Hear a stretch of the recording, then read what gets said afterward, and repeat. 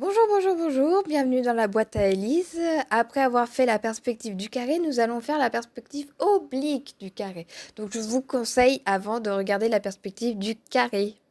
Voilà. Alors comme d'habitude, nous allons expliquer vite fait à quoi ça sert. Parce qu'en fait, c'est par rapport au point de vue de la personne qui regarde l'objet, en fait, va voir d'une certaine manière. Et du coup, ça va pas attirer l'œil par le point de fuite, mais par le point de vue. Voilà. Mais avant tout, nous allons bien sûr mettre l'intro.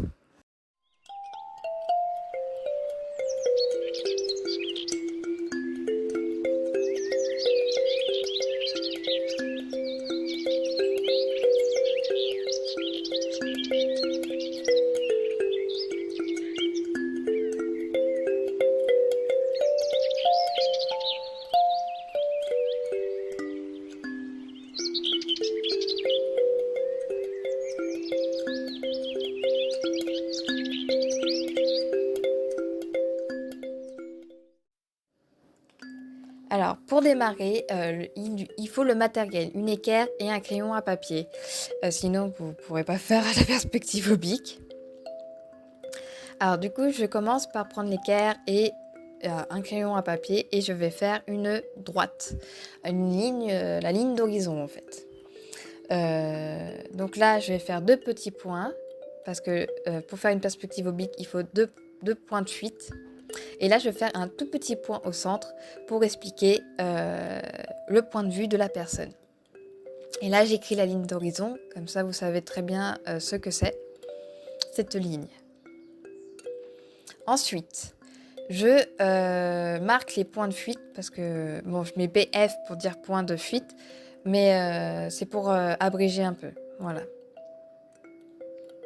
Si vous avez vu ma première vidéo sur les bases d'une maison, vous trouverez le mot écrit un point de fuite. Donc là, ici, je suis en train de faire un point qui va relier le point de fuite de gauche et qui va relier aussi le point de fuite de droite.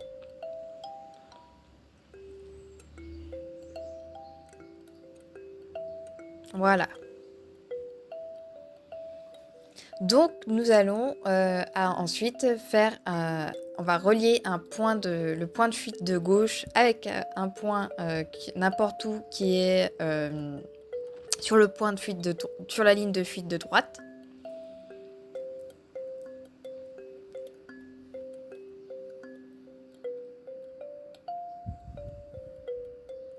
Et ensuite, je vais toujours une perpendiculaire qui est sur mon point de vue. Alors, j'ai pas pensé à mettre le point de vue sur le point. Et donc, nous voyons bien, en fait, les deux points de fuite, la ligne d'horizon et le point de vue. Donc là, je marque très, très bien, en fait, le point, le carré en oblique pour bien montrer qu'il est oblique, le carré. Et n'oubliez pas le point de vue, parce que j'ai oublié de marquer sur le petit point le point de vue.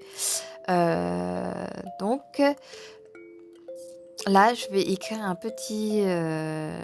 une petite rappel. Voilà, c'est juste ça que je fais, une petite rappel. Donc c'est l'une des caractéristiques de la perspective oblique est que le point de vue ne coïncide pas avec le point de fuite. Donc là, c'est un petit rappel pour dire que en fait, ce que je vois par rapport au point de vue, et bah en fait, ne correspond pas au point de fuite. Voilà, c'est tout. C'est tout, c'est tout.